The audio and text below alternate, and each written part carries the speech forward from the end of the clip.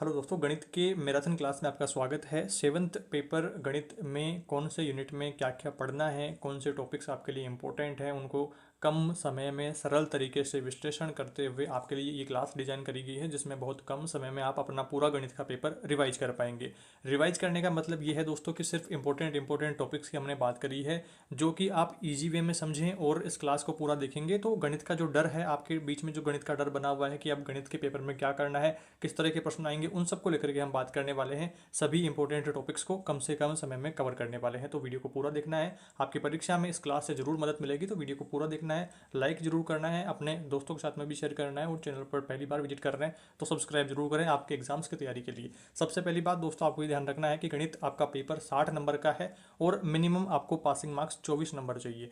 24 number इस class से easily आ जाने वाले हैं। आपको पास होने के लिए 24 नंबर चाहिए, और इस क्लास को आप अगर ध्यानपूर्वक देखते हैं, सभी टॉपिक्स को समझने की कोशिश करते हैं, तो इजीली आपके 50 नंबर के आसपास तक इस क्लास से आ जाने वाले हैं। क्योंकि एक यूनिट में 5-7 टॉपिक्स ऐसे हैं जो जिन टॉपिक्स से प्रश्न बार बार परीक्षा में पूछे जाते हैं, सिर्फ उन्हीं टॉपिक्स को हमने यहाँ पर मेंशन किया है, और कम से कम समय में कोशिश करी है आपको सभी टॉपिक्स समझाने की, और किस किस टाइप के एग्जाम में प्रश्न उन टॉपिक्स से बनते हैं वो सारी चीज़ें बताने की। गणित शिक्षण की यहाँ पर बात हो रही है, मैथमेटिक्स से उसको नहीं जोड़ना है। मैथमेटिक्स के थोड़े से टॉपिक्स हैं, बट ज़्यादा टॉपिक आपके गणित शिक्षण विधियों को लेकर के है, तो उनको भी हमने शॉर्ट तरीके से इस क्लास में मेंशन किया है। तो क्लास को जरूर से पूरा देखिएगा, और अगर कहीं पर मैं स्लो बोलता हुआ नजर आता हूँ तो क्लास को आपको थोड़ी सी स्पीड बढ़ा लेनी है। स्पीड बढ़ाएंगे आप 1.5x पे या फिर 2x पे करके आप देखेंगे तो और भी कम समय में आप अपना पेपर कवर कर पाएंगे, और समय बचता है तो 3-4 बार इस क्लास को रिवाइज करके आप अपना गणित का पेपर आसानी से पास कर पाएंगे। हम बात करते हैं यूनिट 1 को लेकर के। यूनिट 1 का नाम है गणित की प्रकृति, इतिहास तथा संस्कृति पर समीक्षात्मक आकलन के बारे में हम बात करेंगे। पहला यूनिट आपका 8 नंबर का है, और 8 नंबर हासिल करने के लिए, 8 नंबर प्राप्त करने के लिए आपको कौन कौन से टॉपिक्स पढ़ने हैं, आइए उनके बारे में बात करते हैं। पहला इंपॉर्टेंट क्वेश्चन है कि गणित की प्रकृति का दर्शन स्पष्ट कीजिए, जिसकी आपको 3 टाइप्स में लिखना है। पहला टाइप आपको यहाँ पर डालना है कि सामान्यतः समान समझी जाने वाली वस्तुओं में अंतर स्पष्ट करना तथा असमान दिखाई देने वाली वस्तुओं में संबंध स्थापित करना यहाँ पर गणित की प्रकृति है। और दूसरा टाइप आपको यहाँ पर डालना है वस्तु की प्रकृति से संबंधित सिद्धांत का वर्णन करना। और तीसरा है अनुभवों और मूल्यों को व्यवस्थित और परिष्कृत करना, इसका जो दर्शन है गणित की प्रकृति की। आगे बढ़ते हैं। अगला आपका इंपॉर्टेंट क्वेश्चन है कि गणित महत्वपूर्ण विषय क्यों है, गणित क्यों पढ़नी चाहिए। तो ये भी दोस्तों काफ़ी बार परीक्षा में आया हुआ है, और आपको इसे थोड़ा सा ध्यान से देखना है। गणित मनुष्य के बौद्धिक चिंतन का विषय रहने के कारण दैनिक जीवन में प्रत्येक व्यक्ति के संबंधित महत्वपूर्ण विषय है। इसकी आवश्यकता कुली को रुपए के हिसाब से लेकर अर्थशास्त्रियों व मंत्रियों तक रहती है। जब हम बाजार में जाते हैं तो लेन देन, पैसों की लेन देन आदि में भी हमारे गणित का काफ़ी बड़ा योगदान रहता है। गणित मस्तिष्क में नई रचनात्मक कल्पनाएं उत्पन्न करने और विचारों की दिशा देने के लिए आवश्यक है। वास्तव में गणित वह अद्भुत उपकरण है जिसे मानव प्रतिभा ने सत्य की खोज के लिए निर्मित किया है। इस तरह से दोस्तों आपको इसका शॉर्ट में सारे जो ये लाइन्स हैं इनको याद कर लेना है। बिल्कुल शॉर्ट में आप अच्छी तरह से समझ गए होंगे। आगे बढ़ते हैं दोस्तों। अगला आपका इंपॉर्टेंट क्वेश्चन है सभ्यता को लेकर के। तो पहली सभ्यता आप दोस्तों स्क्रीन पर देख पा रहे हैं, बेबीलोन सभ्यता। इसमें देखिए संख्या प्रणाली में आपको 1 से 10 तक के प्रतीकों के नाम पूछ सकते हैं, जो कि आप स्क्रीन पर देख पा रहे हैं। 1 को आपको इस तरह से लिखना है, 2 को इस तरह से लिखना है, 3 को इस तरह से लिखना है, और 4 में आपको 3 डंडे ऊपर करने हैं और 1 डंडा इसके नीचे कर देना है, और 5 में आपको नीचे 2 डंडे करने हैं, ऊपर 3 डंडे करने हैं। इस तरह से आपको ध्यान रखना है, और यही सेम क्रम इसका चलता रहेगा। और आगे देखिए 10 को आपको इस तरह से चिन्ह बनाते हुए इस तरह से आपको लिख देना है, ये आपको ध्यान रखना है। ये प्रश्न भी दोस्तों कई बार परीक्षा में आया हुआ है, तो आपको इसका थोड़ा सा ध्यान दे रखना है। आगे बढ़ते हैं दोस्तों। अगला आपका जो इंपॉर्टेंट क्वेश्चन है रोमन संख्या पद्धति, ये भी दोस्तों आपके परीक्षा में पूछा जा सकता है, 1 नंबर का, 2 नंबर का। तो यहाँ पर आपको देखिए नॉर्मल इनका आपको ध्यान रखना है कि 10 को आप इस तरह से लिखते हैं, 50 को एल लिखते हैं, और 100 को सी लिखते हैं, और 500 को डी लिखते हैं। ये आपको ध्यान रखना है। नॉर्मली आप जो काउंटिंग करते हैं तो नॉर्मली आपको शुरू की तो काउंटिंग आती है, बट आप जब थोड़ी सी बड़ी काउंटिंग करते हैं, जैसे 413 को आप रोमन संख्या में लिखेंगे तो आप कंफ्यूज हो जाएंगे किस तरह से लिखेंगे, तो आपको ये लिखना है। और इसके साथ ही दोस्तों आपको एक बात यहाँ पर भी ध्यान रखनी है कि अगर कोई बड़ी संख्या यहाँ पर मान लीजिए कि 10 है, अब यहाँ पर कोई बात, यहाँ पर कोई डंडा दिया हुआ है, तो इसका मतलब कि इसमें तो काउंटिंग हो रही है, एक यहाँ पर जुड़ रहा है तो 11 हो गए। और अगर आपके इधर यहाँ ये डंडा आता है तो फिर यहाँ पर 9 होंगे, यानी कि बड़ी संख्या कोई है और उसके पहले छोटी संख्या आती है तो वो उसमें से माइनस करेंगे और बाद में अगर आती है तो प्लस करेंगे। इसका आपको थोड़ा-सा ध्यान रखना है। और रोमन संख्या को दोस्तों और ठीक से समझने के लिए हम एक उदाहरण को भी सोल्व कर लेते हैं। तो यहाँ पर देखिए 413 लिखा हुआ है और इसे रोमन संख्या में लिखने के लिए हमारे पास जो यहाँ पर उदाहरण दिए हुए हैं किस तरह से आपको लिखना है। तो 413 लिखने के लिए दोस्तों हमारे पास बड़ी संख्या यहाँ पर 500 है, तो हम यहाँ पर सीधा डी लिखेंगे तो 500 हो गए यहाँ पर, बट हमें तो 413 ही चाहिए। तो यहाँ पर 100 हम कम कर लेंगे, तो यहाँ पर देखिए सी जो है हमारे पास 100, तो उसको हमने कम कर दिया है। अब ये हो गए 400, सी और डी मिलकर के 400 हो गए और हमें अब 13 और चाहिए, तो हम यहाँ पर 10 लिख देंगे और 1 2 3 यहाँ पर 3 यहाँ पर, इस तरह से आपका ये काउंटिंग रोमन संख्या में हो जाती है। तो आपको थोड़ी सी प्रैक्टिस करेंगे आप तो आसानी से आप इसे सीख जाएंगे। आगे बढ़ते हैं दोस्तों, अगला आपका इंपॉर्टेंट क्वेश्चन होने वाला है माया सभ्यता का। माया सभ्यता में देखिए आपको क्या करना है। माया सभ्यता का इस तरह का प्रश्न आपके कई बार परीक्षा में आया हुआ है कि 19 को कैसे लिखना है। अब देखिए 19 को इस तरह से इन्होंने लिखा है। अब यहाँ पर दोस्तों ये जो 4 बिंदु दिए हुए हैं, इनको प्रत्येक बिंदु को हम 4 अंक अगर मानते हैं तो ये दोस्तों 4 चौक 16 हो जाते हैं और नीचे 3 लाइन दी हुई है तो ये मिलकर के 19 हो जाते हैं। इस तरह से हम जोड़ सकते हैं। या फिर दोस्तों आपकी जो ये लाइन दी हुई है इसको अगर हम 5-5 माने तो 5 3 15 हो गई और वो 4 बिंदु मिलकर के 19 हो गए। तो किस तरह से काउंटिंग होगी थोड़ा सा मुझे भी ये दोस्तों समझ में नहीं आई है।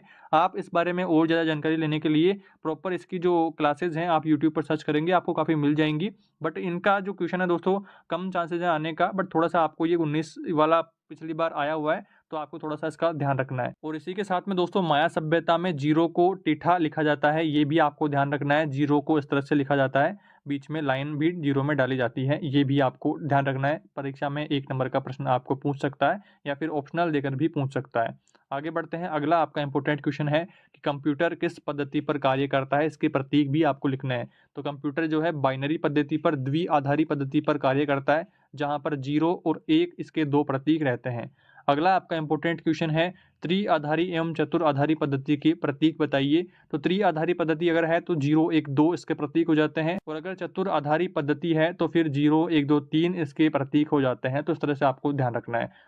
आगे बढ़ते हैं दोस्तों, अगला आपका इंपॉर्टेंट क्वेश्चन है बच्चे गणित सीखने से दूर क्यों हो रहे हैं। तो गणित एक ऐसा विषय है जिसे सीखने में बालक आनंद का अनुभव करते हैं एवं कुछ बालक ऐसे होते हैं जिनका विद्यालयी गणित से दूर दूर तक कोई सरोकार नहीं हो पाता, उन्हें यह विषय निरस और उबाऊ लगता है। कई बार तो स्थिति ये भी आ जाती है कि बालक विद्यालय ही छोड़ देता है। इसके मुख्य कारण है पाठ्यपुस्तकों और शिक्षकों द्वारा पढ़ाई का जो स्वरूप तैयार होता है वह उन्हें उबाऊ और निरर्थक लगने लगता है।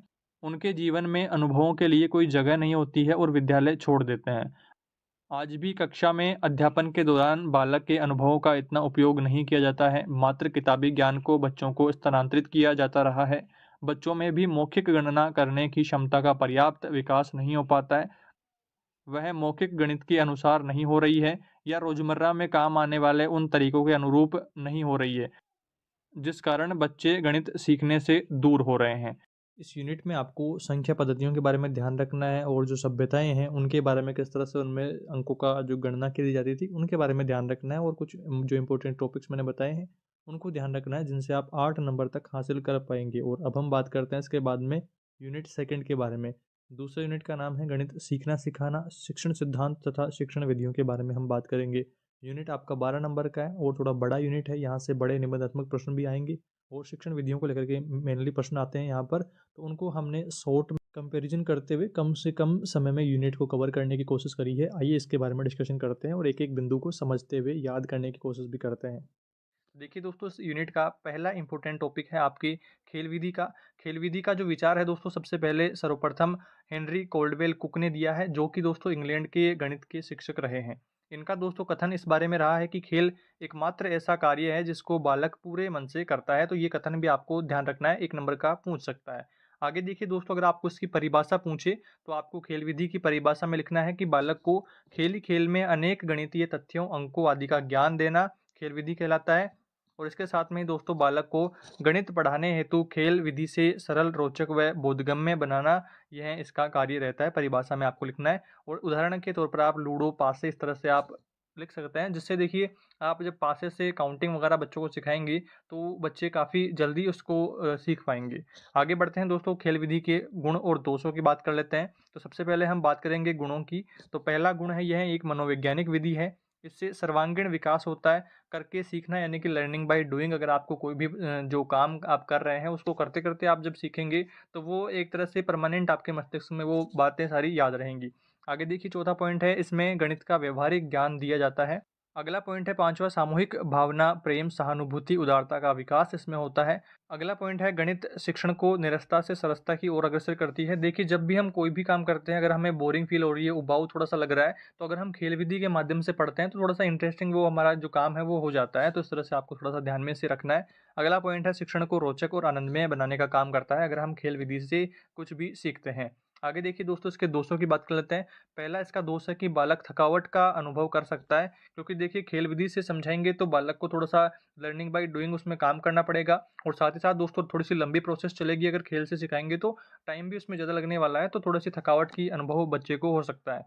सेकंड है यहाँ पर, इस विधि से सभी विषय व प्रसंग नहीं पढ़ाए जा सकते हैं। कुछ ऐसे भी विषय हैं जो खेल विधि से नहीं सिखाए जा सकते हैं, तो वहाँ पर ये काम नहीं आने वाली है। अगला है, इस विधि से व्यक्तिगत स्वार्थ व होड़ की भावना भी आ सकती है। चौथा पॉइंट है, विद्यार्थी खेल में अधिक रुचि लेने से पढ़ाई पूरी नहीं कर पाते हैं। सारे दिन वो खेलों में ही बिजी रहेंगे तो पढ़ाई से दूर होते चले जाएंगे। अगला है यहाँ पर, कुछ बालक अक्रियाशील और सुस्त भी होते रहते हैं खेलों से। खेलों में उनको बोरिंग फील होती रहती है, तो फिर वो खेलों में ना ही ध्यान दे पाते हैं, ना ही पढ़ाई में ध्यान दे पाते हैं, तो इसलिए उनके लिए ये ठीक नहीं है। इस तरह से दोस्तों आपको इसके गुण और दोषों को भी थोड़ा सा ध्यान से पढ़ लेना है। एक बार पढ़ते ही आपको अधिकांश याद हो जाएंगे। एक बार और पढ़ेंगे आप तो आसानी से आपको याद हो जाएगा। वीडियो को 2-4 बार आप देख लेंगे तो आपका ये यूनिट जो है आसानी से कंप्लीट हो जाएगा। और इसी के साथ में दोस्तों आपको यहाँ पर वर्तमान में प्रचलित खेल विधियों के बारे में भी जानकारी रखनी है। 3 वर्तमान में प्रचलित खेल विधियाँ हैं, जिनमें पहली है किंडरगार्टन विधि, जो कि दोस्तों प्राबेल के द्वारा दी गई है, और दूसरी है साहचर्य विधि, जो कि मारिया मोंटेसरी ने दी है, और तीसरी है डोल्टन विधि, जो कि कुमारी हेलेना पार्कहेस्ट ने दी है। अब यहाँ पर दोस्तों इनके बारे में भी आपको थोड़ी सी जानकारी रखनी है कि किंडरगार्टन विधि जो होती है, इसमें दोस्तों जो बच्चे जो होते हैं, एक माली के जो फूलों का बगीचा होता है उसकी तरह से होते हैं, और वो उनको स्वतंत्र रूप से आगे बढ़ने के लिए प्रोत्साहित करता है शिक्षक। तो इस तरह से आपको इसका याद रखना है। और जो साहचर्य विधि है, इसमें दोस्तों जो कुछ वस्तुएं बच्चों के सामने रखी जाती है, कुछ इंस्ट्रूमेंट्स यहाँ पर उपकरण वगैरह, और उनके ऊपर एक नाम की पर्ची डाल लगा करके बच्चों को समझाया जाता है, और फिर उस पर्ची को उठा लेते हैं और फिर बच्चों से उस पर्ची को वापस रखवाते हैं। तो इस तरह की ये प्रोसेस इसमें रहती है। और अगली विधि है दोस्तों डाल्टन विधि। इसमें देखिए बच्चों को कुछ भी काम करने को नहीं कहा जाता है। सब कुछ बच्चा जो है अपने खुद की मर्जी से ही काम करता है। जो भी सब्जेक्ट उसे पढ़ना होता है सब कुछ अपनी मर्जी से करता है। तो थोड़ा सा इसके बारे में जानकारी आपको रखनी है।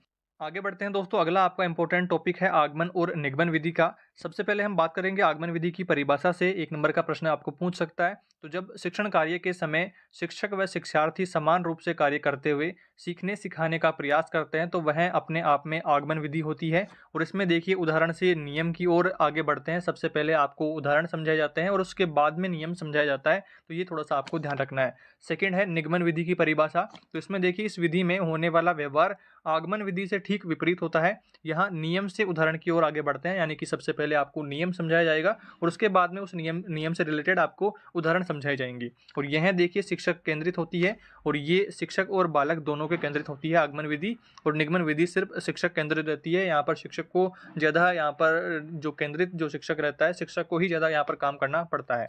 इस तरह परिभाषा के बाद दोस्तों हमें अंतर के बारे में भी जानकारी रखनी है कि आगमन विधि और निगमन विधि जो कि दोस्तों एक साथ पढ़ी जाती हैं, तो इनमें अंतर क्या रहता है। तो आगमन विधि का पहला अंतर है ज्ञात से अज्ञात की ओर जाती है, और निगमन विधि अज्ञात से ज्ञात की ओर जाती है। और आगमन विधि पूर्ण से अंश की ओर जाती है, और निगमन विधि अंश से पूर्ण की ओर पढ़ाई जाती है। और तीसरा पॉइंट है यहाँ पर मूर्त से अमूर्त की ओर आगमन विधि में, और निगमन विधि जो है अमूर्त से मूर्त की ओर अग्रसर रहती है। चौथा पॉइंट है विशिष्ट से सामान्य की ओर रहते हैं आगमन विधि में, और निगमन विधि में सामान्य से विशिष्ट की ओर रहते हैं। पांचवा पॉइंट है विश्लेषण से संश्लेषण की ओर आगमन विधि रहती है, और निगमन विधि संश्लेषण से विश्लेषण की ओर रहती है। यानी कि दोनों जो विधियां होती है आगमन और निगमन एक दूसरे के विपरीत रहती है। आपको एक विधि को ठीक तरीके से अगर आप याद कर लेते हैं तो दूसरी आपको अपने आप हो जाएगी। इस तरह से आपको याद करना है।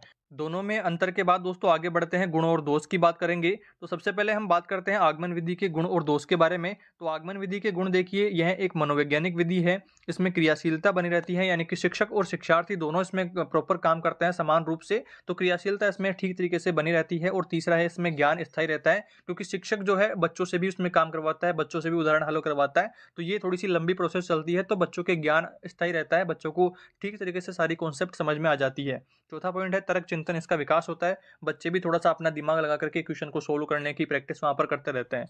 और दोष की बात कर लेते हैं, तो दोस्त देखिए इसमें पहला दोष है समय अधिक खर्च होता है, क्योंकि देखिए आप खुद अब टीचर हो तो आप बच्चों को पढ़ा रहे हो, आपने कोई क्वेश्चन सोल्व करके बच्चों को समझा दिया, उसके बाद में बच्चे भी उस क्वेश्चन को सोल्व करके समझ रहे हैं, तो इसमें थोड़ी-सी लंबी प्रोसेस इसमें चलेगी, तो ये टाइम ज़्यादा यहाँ पर खर्च होगा आपका। और सेकंड है यहाँ पर पाठ्यक्रम समय पर नहीं हो पाता है। पाठ्यक्रम देखिए टाइम ज़्यादा लगेगा तो समय पर पाठ्यक्रम नहीं हो पाएगा। अगला है प्रतिभाशाली बच्चों में निरस्ता आ जाती है, क्योंकि प्रतिभाशाली जो बच्चे होते हैं उनको शॉर्ट में समझना होता है, सिर्फ नियम समझना होता है, उसके बाद में वो उदाहरण तो वो खुद ही कर लेंगे। एक उदाहरण समझाने के बाद में उससे रिलेटेड जो जितने उदाहरण होंगे उनको बच्चे खुद ही आसानी से सोल्व कर पाएंगे। तो प्रतिभाशाली बच्चों में इसमें निरस्ता आती है, क्योंकि यहाँ पर देखिए शिक्षक और शिक्षार्थी समान रूप से कार्य करते हैं, और यहाँ पर जो शिक्षक होता है वो पहले उदाहरण बच्चों को समझाता है, उसके बाद में नियम बताता है, तो थोड़ी सी लंबी प्रोसेस चलती है। तो प्रतिभाशाली बच्चों में थोड़ी सी उबाऊपन यहाँ पर और निरस्ता यहाँ पर बच्चों में आ जाती है। इस तरह से आपको थोड़ा सा इसके बारे में ध्यान रखना है।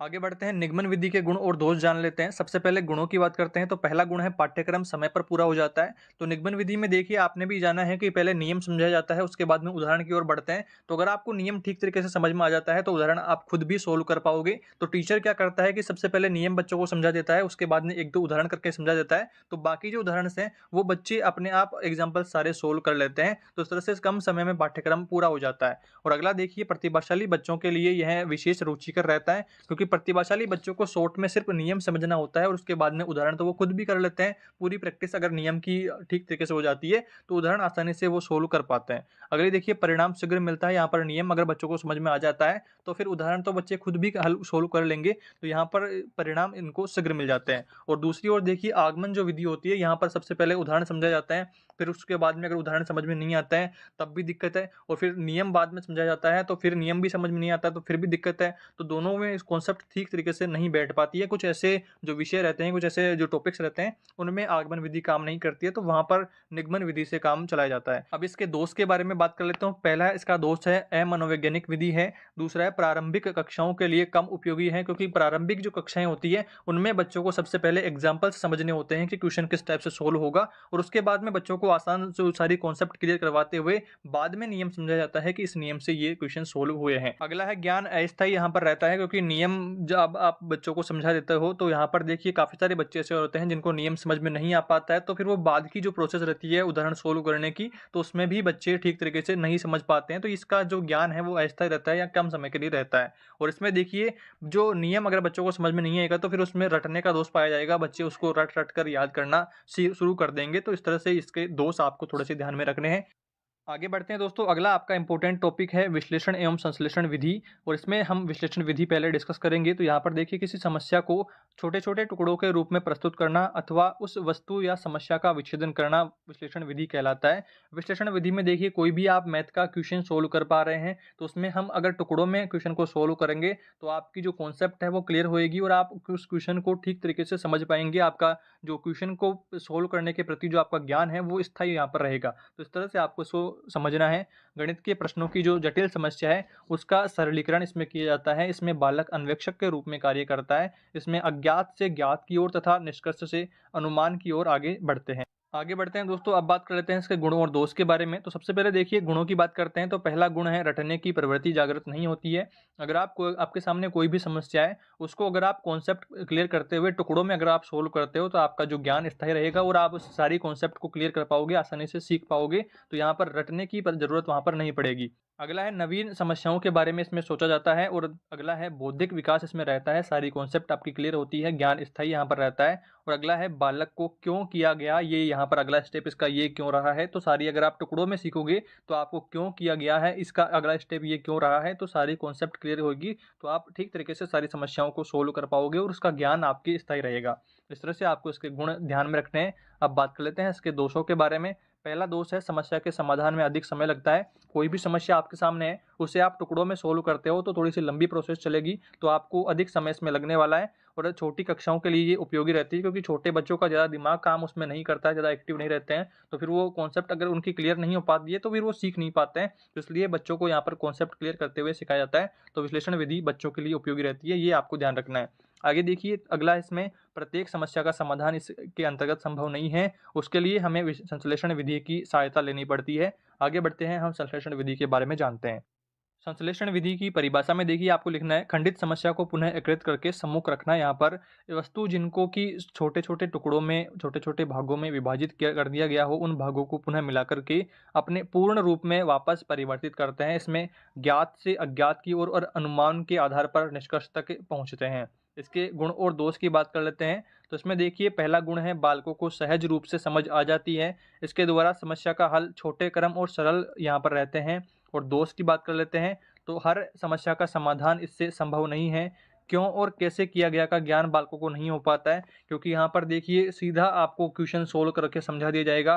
पूरे टुकड़ों में आपको कॉन्सेप्ट क्लियर करते हुए नहीं समझाएंगे, तो आपने ये क्यों किया, ये कैसे हुआ, तो वो आपकी कॉन्सेप्ट यहाँ पर क्लियर नहीं हो पाएगा। और इसमें रटने की प्रवृत्ति बढ़ेगी, क्योंकि अगर आपके कॉन्सेप्ट क्लियर नहीं होएगी तो आप एग्जाम में पास होने के लिए, या आप उस क्वेश्चन को अगर आपको टीचर पूछने वाला है तो फिर उसको याद करने के लिए आप रटने का सहारा लोगे। इस तरह से आपको ये ध्यान में रखना है।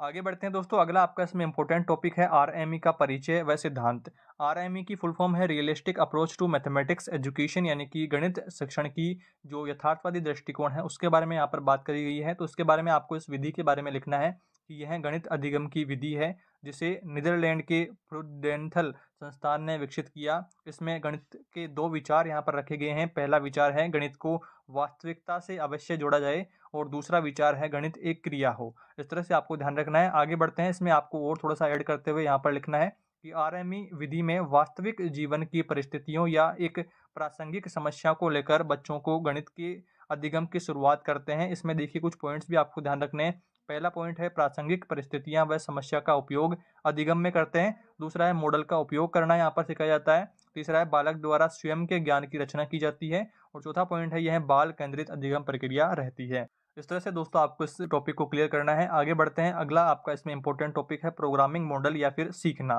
तो इसमें देखिए आपको यहाँ पर ऐड करते हुए चलना है कि इस मॉडल के मुताबिक सीखने का मतलब है कि निर्देशों की एक श्रृंखला जिसे याद करके पालन करना होता है। इसमें माना जाता है कि सीखना टुकड़ों में होता है, जैसा कि हमने संश्लेषण और विश्लेषण विधि में अभी सीखा था, और थोड़ा थोड़ा करके बच्चों को सिखाया जाता है। इसमें यह भी माना गया है कि सभी बच्चे एक ही ढंग से सीखते हैं, परंतु यह हो सकता है कि रफ्तार उनकी अलग अलग रहे। कोई ज़्यादा स्पीड से सीख ले, कोई प्रतिभाशाली है तो वो जल्दी सीख लेगा, कोई अगर कमज़ोर बच्चा है तो फिर वो धीरे धीरे सीखेगा। तो इस तरह से सब एक ढंग से ही सीखते हैं, बट उनकी स्पीड अलग अलग रहती है। लिहाजा जो बच्चे नहीं सीख पाते हैं उनके लिए करना सिर्फ इतना है कि इसी प्रोग्राम या निर्देश श्रृंखला पर कुछ और उदाहरण देकर के, कुछ और समय लगा करके बच्चों को समझाया जाए, जिससे कमज़ोर बच्चे भी जो नहीं सीख पा रहे हैं वो भी सीख पाएंगे।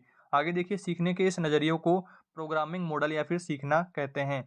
आगे देखिए आपको इसमें थोड़ा सा ऐड और करना है, और यहाँ पर आपको लिखना है कि यदि आप प्रोग्रामिंग मॉडल पर चलते हैं तो आप बच्चों को रैखिक ढंग से पढ़ाएंगे और ध्यान से उठाए गए छोटे छोटे चरणों के जरिए सरल तरीके से कठिन धारणाओं की ओर ले जाते हुए बच्चों को आसानी से सारी कॉन्सेप्ट क्लियर करवाते हुए सिखा देंगे। आगे बढ़ते हैं दोस्तों, अगला आपका इसमें इंपॉर्टेंट टॉपिक है पियाजे का संख्यात्मक अवधारणा सिद्धांत, जो कि दोस्तों 3 स्तरों में यह रहता है।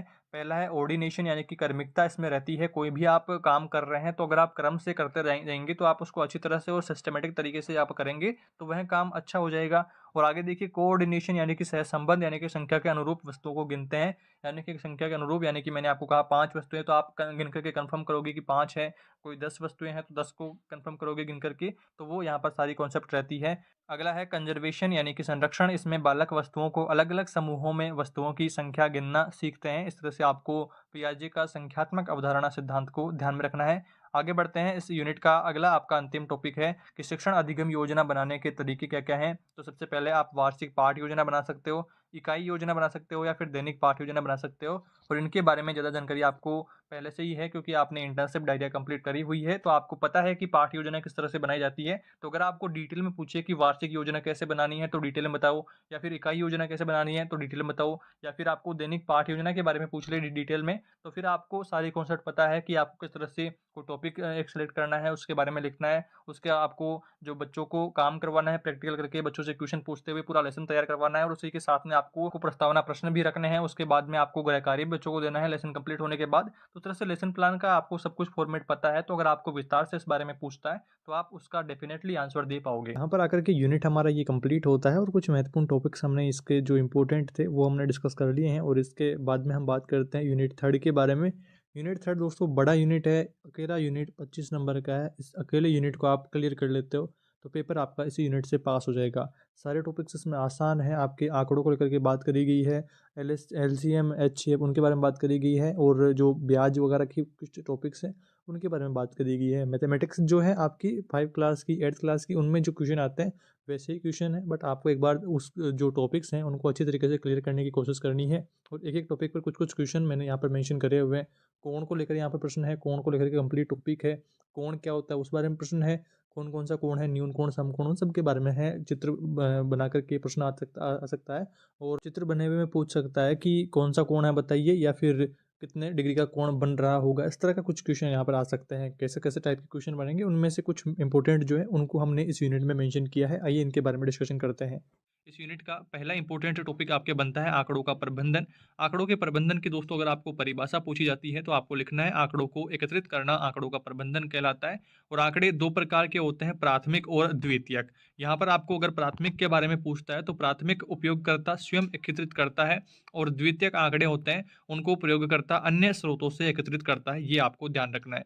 उसके बाद में दोस्तों अगला प्रश्न आपके आंकड़ों से ही आ सकता है कि आंकड़ों का महत्व क्या है। तो तुलना करना, गणना करना, भविष्यवाणी, घर का खर्च, घर का निर्माण, शासन प्रबंधन, बुद्धि परीक्षण आदि कार्यों में आंकड़ों का महत्व रहता है। ये आपको ध्यान रखना है। इसके बाद में दोस्तों अगला आपके आंकड़ों का सारणीयन टॉपिक आता है, जिसमें आपको सारणीयन की परिभाषा पूछी जा सकती है। तो यह एक ऐसी प्रक्रिया है जो प्राप्त आंकड़ों को क्रमबद्ध, बोधगम्य, सरल तथा स्पष्ट रूप से प्रस्तुत किया जाने का कार्य करती है आंकड़ों का सारणीयन में। और इसमें देखिए आपके परीक्षणों की संख्या होती है, बारंबारता और मिलान चिन्हों के माध्यम से सारणीयन के तौर पर यहाँ पर आंकड़ों को तैयार किया जाता है। आगे बढ़ते हैं। आगे देखिए आंकड़ों का प्रदर्शन किस प्रकार से करेंगे। तो देखिए कुछ विधियां हैं जिनसे आप आंकड़ों का प्रदर्शन करते हैं। पहला तो है चित्रालेख। आंकड़ों को चित्रों, वस्तुओं के रूप में निरूपित करना, कुछ वस्तुओं के रूप में या कुछ चित्रों के रूप में मार्गदर्शित करते हुए चित्रालेख के तौर पर यहाँ पर आंकड़ों का प्रदर्शन करना। और दूसरा देखिए स्तंभ दंड आलेख, यहाँ पर आप चित्र में देख पा रहे हैं। यहाँ पर अगर आप समान चौड़ाई के स्तंभों के माध्यम से आप अगर आंकड़ों का प्रदर्शन यहाँ पर करते हैं, मान लीजिए कि पहले चरण में मेरे 10 आंकड़े आते हैं तो मैंने 10 तक के यहाँ पर मार्क कर दिया है, 20 आंकड़े आते हैं तो यहाँ कर दिया, अगर 30 आंकड़े आते हैं तो मैं इस तरह से कर दूंगा। तो ये यहाँ पर आंकड़ों का प्रदर्शन, आंकड़ों का आलेख यहाँ पर स्तंभ आलेख के माध्यम से हुआ है। और इसके बाद में दोस्तों आगे आपके आता है वृत्त आलेख। वृत्त आलेख में यहाँ पर आपको वृत्तीय रूप में प्रदर्शित करना होता है, जिसे पाई चार्ट भी कहा जाता है। इसमें देखिए आप यहाँ पर देख पा रहे हैं स्क्रीन में जिनके बारे में हमें पूछा गया है उनमें से हमें देखना है जिसकी जनसंख्या ज़्यादा है। यहाँ पर देखिए भैंस के बारे में है तो भैंस अगर ज़्यादा है तो बड़ा यहाँ पर है, गाय ज़्यादा है तो गाय का भी बड़ा है, मुर्गी कम है तो मुर्गी का छोटा यहाँ पर ब्रैकेट है। तो इस तरह से वृत्तीय रूप में यहाँ पर डाला जाता है। और यहाँ पर दोस्तों और किसी के बारे में भी पूछा जा सकता है, जैसे मान लीजिए कि मृदा में, तो मृदा में काली मृदा, दोमट मृदा, बालू मृदा, तो इस तरह से किसकी प्रतिशतता मात्रा ज़्यादा है तो वो उसके आधार पर ये जो चार्ट है वो बनाया जाता है। तो ये आपको ध्यान रखना है। इसके बाद में दोस्तों अगला आपके आता है रेखीय आलेख। आप स्क्रीन पर देख पा रहे हैं कि इस तरह से बिंदुओं के माध्यम से आपको इंगित करना है कि कितने आंकड़े आपको मिले हैं, और उसके बाद में सभी बिंदुओं को एक रेखा के माध्यम से मिला देना है। तो ये आपका रेखीय आलेख तैयार हो जाता है। इन सभी आलेखों को आपको ध्यान रखना है। प्रश्न कई बार दोस्तों परीक्षा में आए हुए हैं, 3-4 नंबर का प्रश्न आपके ये पूछा जा सकता है, ध्यान से पढ़ना है। इसके बाद में दोस्तों आगे बढ़ते हैं। अगला आपके दोस्तों महत्वपूर्ण प्रश्न इसी से रिलेटेड बनता है कि एक कक्षा में विद्यार्थियों ने विज्ञान विषय में निम्न अंक प्राप्त किए हैं, इनकी एक बारंबारता बंटन सारणी आपको बनानी है। तो सारणी बनाना आपको आना चाहिए, जिसमें दोस्तों कुल अंक आपके 100 यहाँ पर दिए हुए हैं, और ये दोस्तों कक्षावार यहाँ पर विद्यार्थियों के अंकों की यहाँ पर संख्याएं जो है वो दी गई है। और यहाँ पर देखिए इनमें जो प्राप्तांक है ये आपने देख रहा होगा कि यहाँ पर देखिए 10, 20, 10, 20, 50 इस तरह से है, यानी कि कुछ संख्याएं रिपीट भी हो रही है। तो आपको क्या करना है, पहले अंकों की सारणी बनानी है। अंकों में आपको सिर्फ एक बार वो अंक लिखना है जो इस सारणी के अंदर है, वो आपको डालना है वहाँ पर, और इसके बाद में मिलान चिन्ह करना है और बारंबारता करनी है। इसमें दोस्तों आपको क्या करना है, देखिए यहाँ पर सबसे पहले 10 हमारे सामने है, छोटी से छोटी संख्या से लेते हुए हम बड़ी संख्या की ओर बढ़ रहे हैं। तो वहाँ पर हमारे पास 10 संख्या हमारे पास पहली आती है। तो 10 देखिए यहाँ पर 4 बार रिपीट हो रहा है इस सारणी के अंदर। 1 यहाँ पर हो रहा है, 2 यहाँ पर हो रहा है, और यहाँ पर 3 है, और इसके बाद में दोस्तों चौथा यहाँ पर है। तो ये 4 यहाँ पर 10 हो रहे हैं, तो यहाँ पर हमने 4 लाइनें लगा दी है और 4 यहाँ पर लिख दिया है। उसके बाद में देखिए 20 2 बार है, और 50 अगर 6 बार है देखिए, तो यहाँ पर आपको 4 सीधी लाइन खींचते हुए और यहाँ पर 5 के लिए आप यहाँ पर आडी लाइन लगाएंगे और उसके बाद में 6 के लिए अलग से एक लाइन लगाएंगे। तो ये आपको इस तरह से कॉन्सेंट्रेट करते हुए ध्यान रखना है कि इस तरह से आपको 5 करना है और उसके बाद में 6 के लिए आगे किस तरह से बढ़ना है। कई बार यहाँ पर गलतियाँ हो जाती हैं, तो ये करते हुए दोस्तों बारंबारता का योग आपको यहाँ पर कर देना है, जो कि 20 यहाँ पर आ गया है। तो इस तरह से आपका इस क्वेश्चन को सोल्व करते हुए आपको कंप्लीट आंसर देना है। आगे बढ़ते हैं। इसके बाद में दोस्तों आपके अगला प्रश्न आता है, भिन्न से रिलेटेड पूछा जा सकता है। भिन्न में देखिए हम ऊपर आपके अंश होता है, नीचे अंश हर होता है, इस तरह से आपको ध्यान रखना है। और ये 3 प्रकार के भिन्नों के प्रश्न आपके इंपॉर्टेंट रहते हैं, उचित भिन्न, अनुचित भिन्न और मिश्र भिन्न। ये आपको ध्यान रखना है। इसमें भी देखिए उचित भिन्न जिसका मान 1 से कम होता है उसे उचित भिन्न कहते हैं। एग्जाम्पल के तौर पर हर यहाँ पर बड़ा रहता है, जो नीचे संख्या होती है वो बड़ा रहता है और अंश छोटा रहता है, तब दोस्तों वो उचित भिन्न के अंतर्गत आता है। और अनुचित भिन्न में दोस्तों ऊपर अंश यहाँ पर बड़ा रहता है और नीचे वाला हर छोटा रहता है, तो एक या फिर एक से अधिक मान इसका प्राप्त हो जाता है, तब वो अनुचित भिन्न होती है। और अगर मिश्र भिन्न की हम बात करें तो मिश्र भिन्न में हम ऐसे लिखते हैं 1/2/5, इस तरह से आपको लिखना होता है। और ऐसे सरल अगर ऐसी कहीं लिखी हुई है तो ये एक मिश्र भिन्न है। और इसको सरल करने के लिए दोस्तों आपको नीचे वाली संख्या को यहाँ पर ये बीच वाली संख्या से गुणा करना होता है और ऊपर वाली में जोड़ना होता है। जैसे 5 को 1 से गुणा करना है और 2 में जोड़ना है, 5 एकम 5 और 5 और 2 यहाँ पर 7 हो जाएंगे। तो 7/5 इसका सोल्यूशन अगर होगा, आपको सरल भिन्न में बदलने के लिए कहे तो इस तरह से आपको करना होगा। उसके बाद में दोस्तों आपके आगे प्रश्न आता है, भिन्नों तथा दशमलव संख्याओं की तुलना किस तरह से की जाती है। तो तुलनात्मक रूप से दोस्तों आपको प्रश्न आ सकते हैं, आपको आरोही क्रम में अवरोही क्रम में लिखना यहाँ पर पूछा जा सकता है। 1 नंबर का प्रश्न आ सकता है। तो यहाँ पर देखिए कुछ संख्याएं आपको दी हुई है जिनका अंश तो समान है बट हर यहाँ पर अलग अलग है। तो देखिए जिसका हर सबसे छोटा है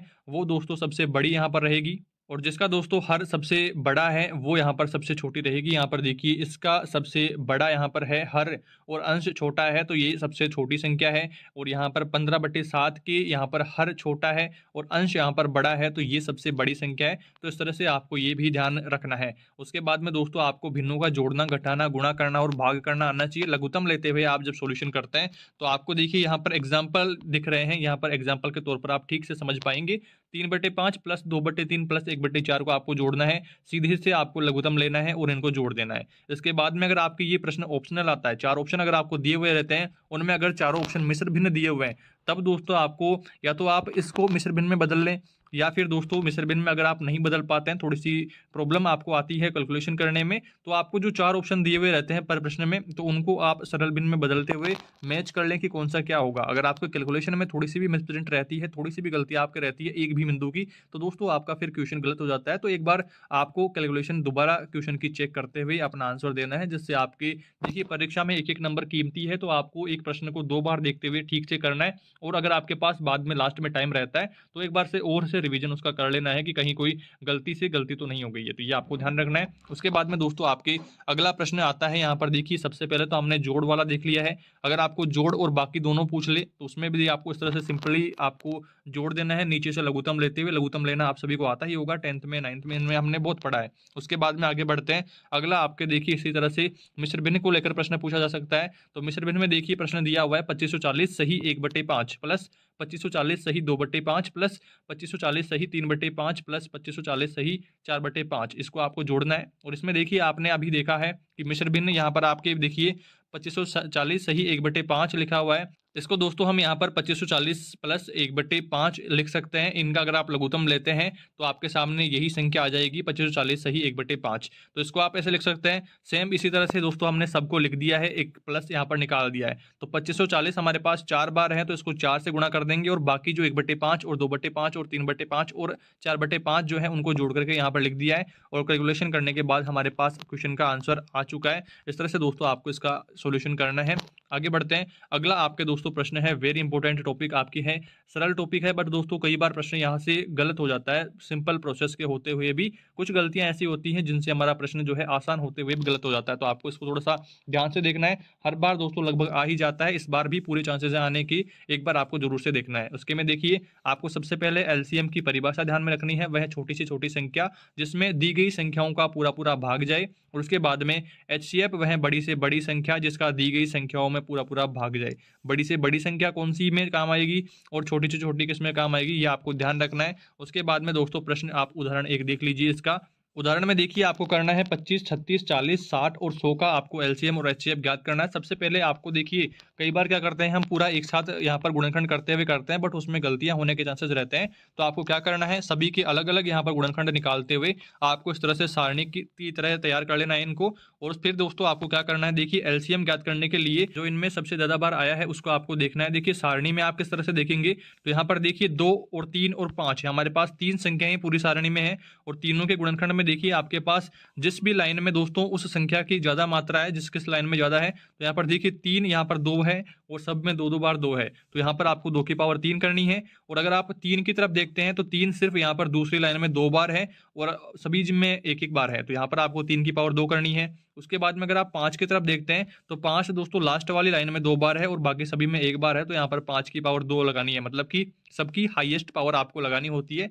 उसके बाद में आपको इसका कैलकुलेशन कर देना है और आपका आंसर आ जाएगा। और उसमें एचसीएफ ज्ञात करने के लिए दोस्तों आपको देखना होगा इसमें कॉमन कौन सा है। कॉमन के लिए देखिए आपको सबसे पहले 2 यहाँ पर सब में कॉमन है, उसके बाद में दूसरा 2 सब में कॉमन है और बाकी में कोई कॉमन नहीं है। तो यहाँ पर देखिए 2 गुणा 2 आपका इसका एचसीएफ रहेगा। तो इस तरह से आप इस सिंपल प्रोसेस से इनका एचसीएफ और एलसीएम ज्ञात कर सकते हो। कई बार दोस्तों उलझने आती है, आपको इतना ज़्यादा लेवल का प्रश्न नहीं पूछेगा, पर अगर पूछ लेता है तो आपकी थोड़ी सी इसमें प्रैक्टिस चाहिए होती है, जिसमें आप रीट में आप तैयारी कर रहे हैं तो उसमें आपका ये टॉपिक है, उसमें आप क्लियर कर लिया होगा। आगे बढ़ते हैं दोस्तों, अगला आपके महत्वपूर्ण टॉपिक है मापन और समय सारणी। इसका प्रश्न दोस्तों बहुत आसान रहता है, पर कैलकुलेशन में दोस्तों थोड़ी सी गड़बड़ हो जाती है तो पूरा प्रश्न गलत हो जाता है। देखिए उदाहरण देखिए, यहाँ पर 10 किलो 250 ग्राम माइनस 8 किलो 675 ग्राम को आपको यहाँ पर सोल्व करना है। तो देखिए किलो को आपको एक तरफ सोल्व करना है और ग्राम को एक तरफ सोल्व करना है। तो यहाँ पर सिंपली आपका आंसर आ जाएगा। और उसके बाद में आगे बढ़ते हैं, अगला आपके देखिए उदाहरण है 31 किलो 650 ग्राम को 18 से आपको गुणा करने का प्रश्न आ सकता है। तो यहाँ पर देखिए मान अलग हो सकता है, क्वेश्चन सेम भी आ सकता है, कोई भी भरोसा नहीं है एग्जामिनर कहाँ से प्रश्न आपको उठाए। बट आपको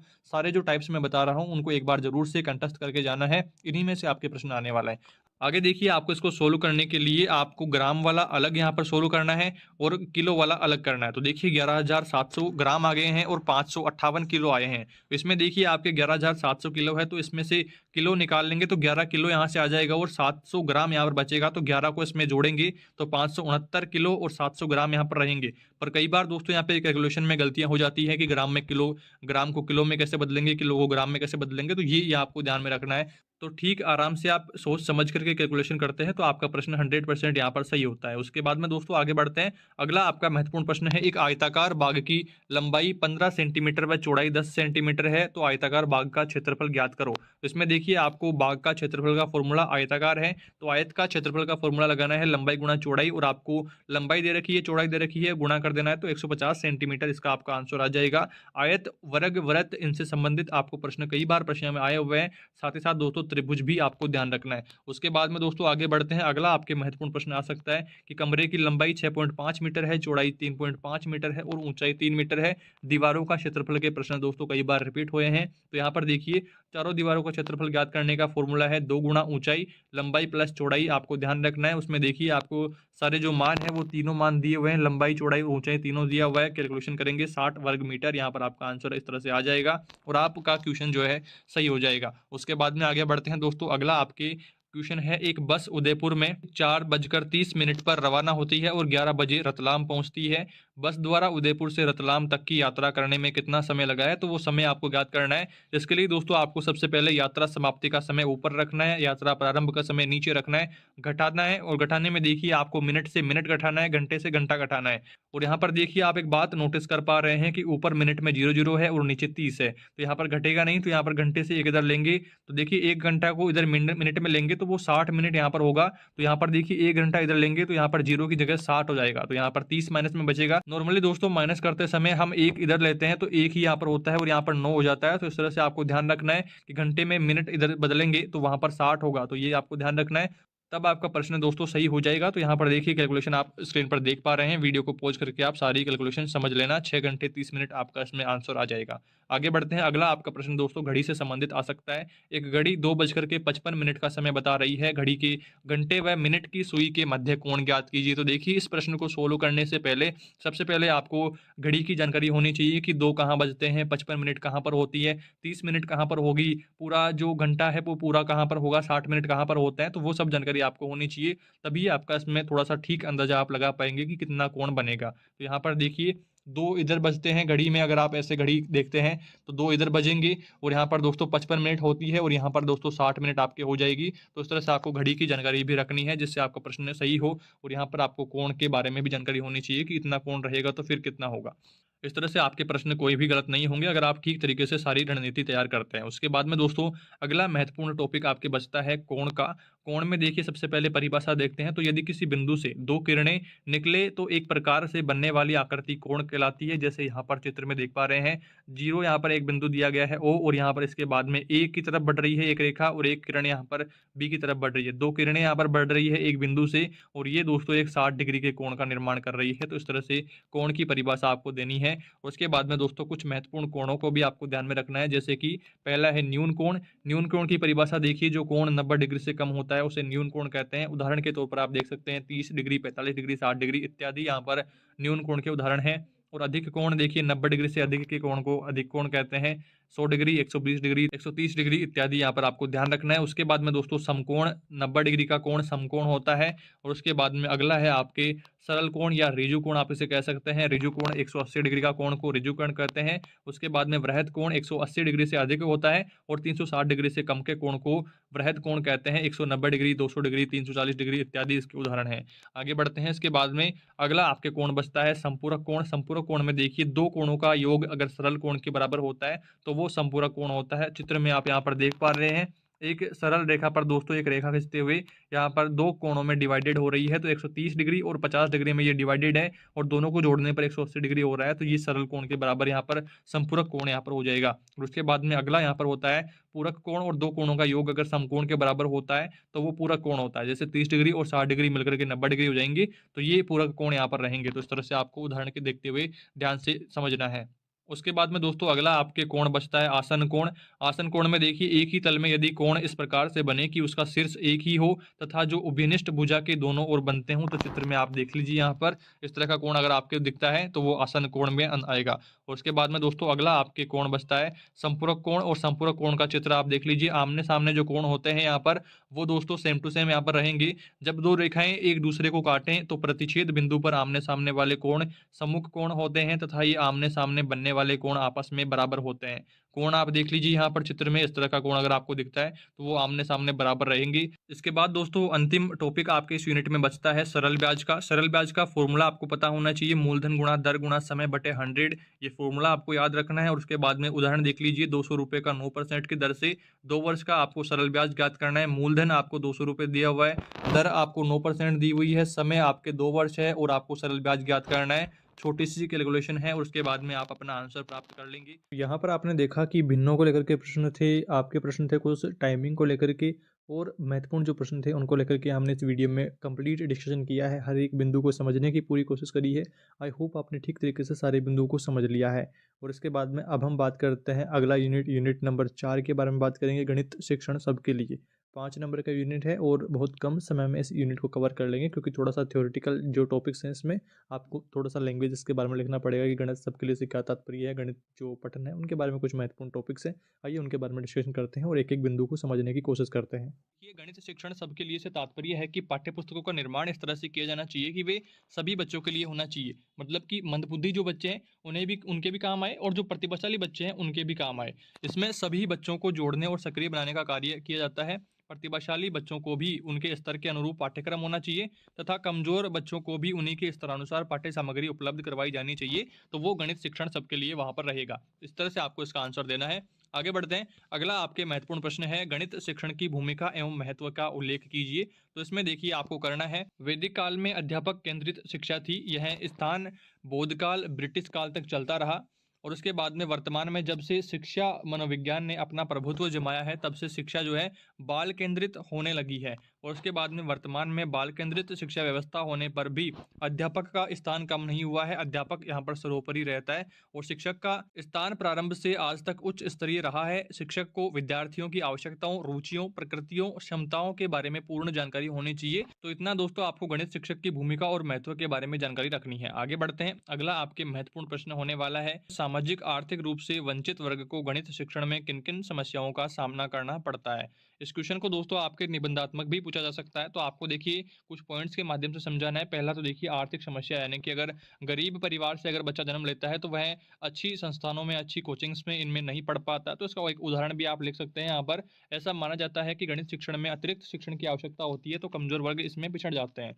और उसके बाद में अगला है सामाजिक कारण, सामाजिक रूप से वंचित परिवारों के बालकों में गणित के प्रति कठिन होने की धारणा, मतलब कि पूरे समाज में ही इस तरह की धारणा बनाई जाती है कि गणित कठिन रहता है, गणित को नहीं पढ़ना चाहिए। इस तरह की जो धारणाएं हैं पूरे समाज में बनी रहती है। तो ये सामाजिक कारण भी होता है जिसमें गणित पढ़ना बच्चा नहीं चाहता है। उसके बाद में अगला है आवश्यकताओं को नहीं समझ पाना। गणित का जो फ्यूचर है, गणित में कितना आपके स्कोप रहता है, वो नहीं समझ पाते हैं, तो फिर वो गणित नहीं लेते हैं। और अगर गणित लेने के बाद में भी अगर ठीक स्कोप उनको नहीं पता होता है तो फिर वो बाद में छोड़ देते हैं। तो ये सारी दिक्कतें यहाँ पर रहती है। उसके बाद में विषय के प्रति रुचि ना होना। गणित आपने ले तो ली बट रुचि ही नहीं है तो फिर बाद में छोड़नी पड़ जाती है। तो इस तरह का आपको ध्यान रखना है। अब इसमें जरूरी नहीं है कि आपको यही सेम टू सेम आपको आंसर देना है। अगर आप मन से कर पा रहे हैं, देखिए आर्थिक समस्याओं में आप काफी समस्याएं लिख सकते हैं। परिवार की आर्थिक समस्या, पैसों की दिक्कत वगैरह, ये सब आप यहाँ पर कर सकते हैं।